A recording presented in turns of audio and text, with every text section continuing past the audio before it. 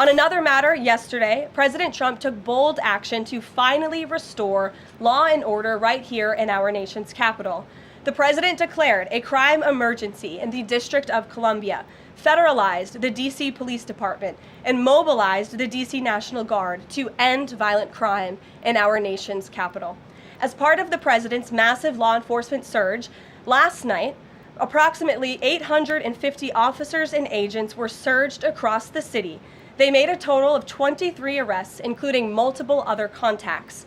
Last night, these arrests consisted of homicide, firearms offenses, possession with intent to distribute narcotics, fare evasion, lewd acts, stalking, possession of a high-capacity magazine, fleeing to a lewd in a vehicle, no permits, driving under the influence, reckless driving, and a bench warrant. A total of 6 illegal handguns were seized off of District of Columbia streets as part of last night's effort. This is only the beginning. Over the course of the next month, the Trump administration will relentlessly pursue and arrest every violent criminal in the district who breaks the law, undermines public safety, and endangers law-abiding Americans. President Trump will not be deterred by soft-on-crime Democrats and media activists who refuse to acknowledge this rampant violence on our streets. He is going to make our nation's capital the most beautiful and safe city on earth, just as he promised on the campaign trail. As a DC resident of 15 years, I lived on Capitol Hill. I witnessed so many muggings and so much theft. I lost track. I was carjacked. I have murders on my Ring camera and mass shootings. I witnessed a woman on my block get held up at gunpoint for $20, and my house was set ablaze in an arson with my infant child inside. And so to any reporter that says and lies that DC is a safe place to live and work, let me just say this. Thank you. Thank you for making this city safe, because no parent should have to go through what my family went through, having the fire department rip open their door to save their infant child. And so thank you for your work on securing this city. My question to you is this.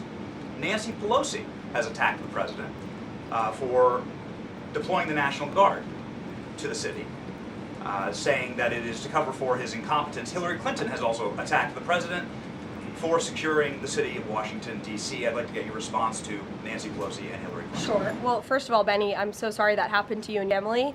There have been, unfortunately, far too many victims of crime in this city, and I know the majority of residents in the District of Columbia agree with you. In fact, a new poll from the Washington Post I was reading this morning, this was released in May of 2024, so it's quite funny how many of you in the media agreed with what the president was saying yesterday, but now once the president says it, many of you are disagreeing with him.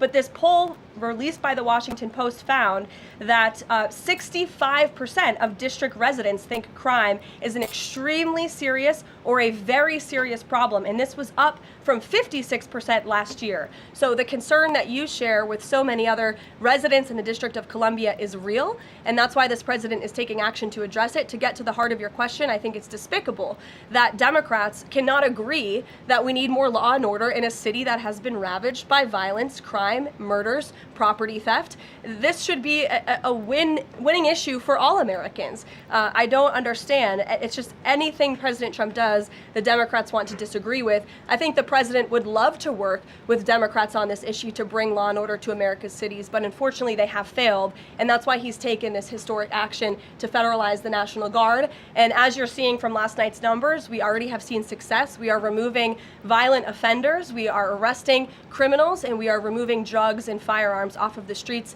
of the city to make it safer for all of its residents.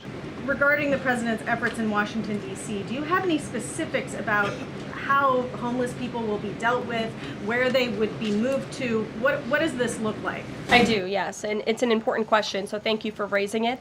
The Metropolitan Police Department, with the support of the new federal agencies who have been surging on the streets of the District of Columbia, are going to enforce the laws that are already on the books here in Washington, D.C. For far too long, these laws have been completely ignored, and the homelessness problem has ravaged the city. So homeless individuals will be given the option to leave their encampment, to be taken to a homeless shelter, to be offered addiction or mental health services, and if they refuse, they will be susceptible to fines or to jail time.